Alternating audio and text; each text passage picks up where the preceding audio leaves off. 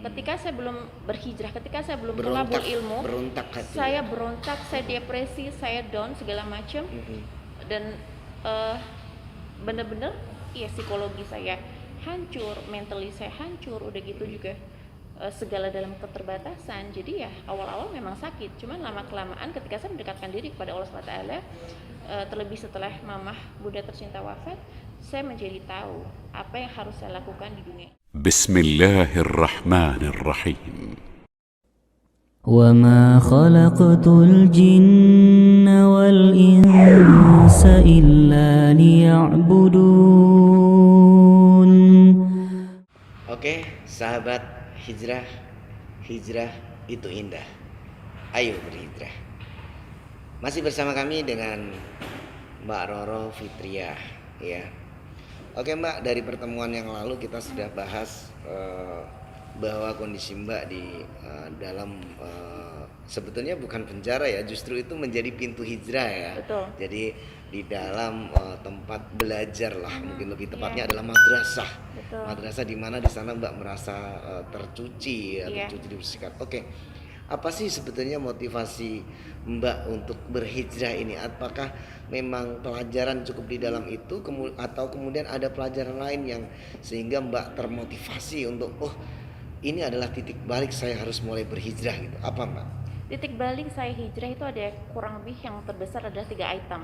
Yang pertama, dibukakan aib saya, dipermalukan saya seluruh media segala macam di 14 Februari 2018 itu yang pertama. Yang kedua adalah di Agustus 2018 Allah memberikan cobaan yang kedua adalah rumah saya kemalingan, dan itu totally perhiasan yang diambil adalah kurang lebih sampai 3M.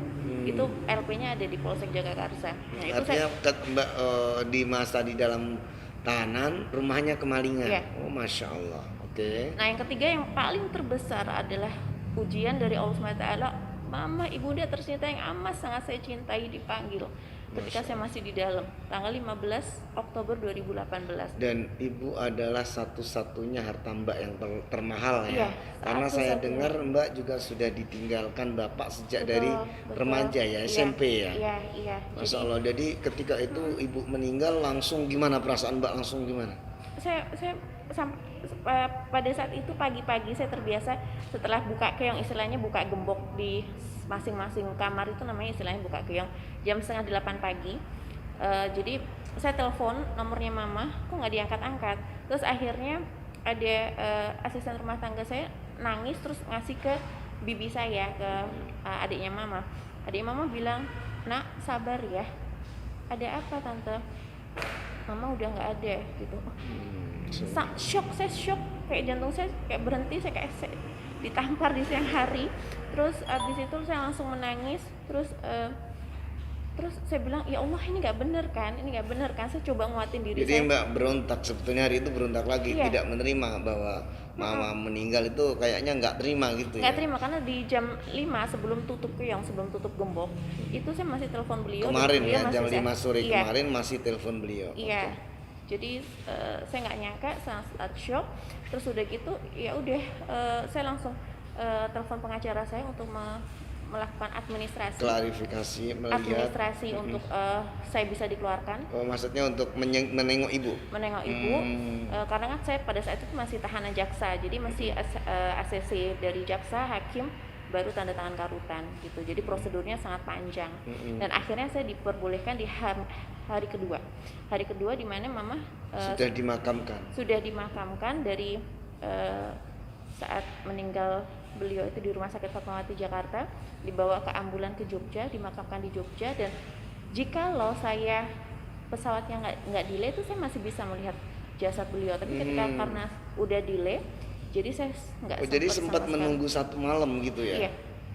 Oke, pemirsa, ada 3 titik ya, 3 sebab bagaimana Mbak Roro Fitriah ini kemudian menetapkan hatinya untuk berhijrah. Itu yang pertama adalah Allah bukakan aibnya ya, yang tadinya dia dikenal sebagai seorang entertain ya, saya tidak tahu entertain apa, tetapi memang sangat terkenal ternyata ketika nama dia dipanggil orang tahu siapa dia gitu ya. Terus Allah bukakan aibnya, dia punya aib yang sebagaimana mungkin pemirsa sebagian juga mengetahuinya. Kemudian yang kedua, dalam kondisi dia ditahan, beliau kehilangan kecolongan yang nilainya tidak sedikit, ya Masya Allah, pukulan.